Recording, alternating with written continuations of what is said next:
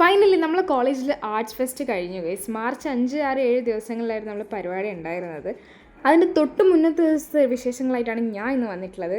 So March 4-നായിരുന്നു നമ്മുടെ inauguration programme വന്നിട്ടുള്ളത്. എല്ലാ ദിവസത്തെയും പരിപാടി കൃത്യമായിട്ട് അറ്റൻഡ് ചെയ്യാൻ വേണ്ടി ഞാൻ ഹോസ്റ്റലിലൊക്കെ നിൽക്കാൻ തീരുമാനിച്ചു. പിന്നെ അന്ന് ഫുൾ ബിസി ആയിരുന്നു. നമ്മൾ പ്രാക്ടീസും കാര്യങ്ങളൊക്കെ ആയിട്ട് ഫുൾ ബിസി. ഞാൻ സത്യം പറഞ്ഞാൽ എൻ്റെ ജീവിതത്തിൽ ആദ്യമായിട്ടാണ് ഒരു ഹോസ്റ്റൽ എന്ന് പറയുന്ന സംഭവം കാണാൻ തന്നെ പോകുന്നത്. സോ അതിൻ്റെ എക്സൈറ്റ്മെൻറ്റ് എനിക്ക് ഭയങ്കരമായിട്ടുണ്ടായിരുന്നു.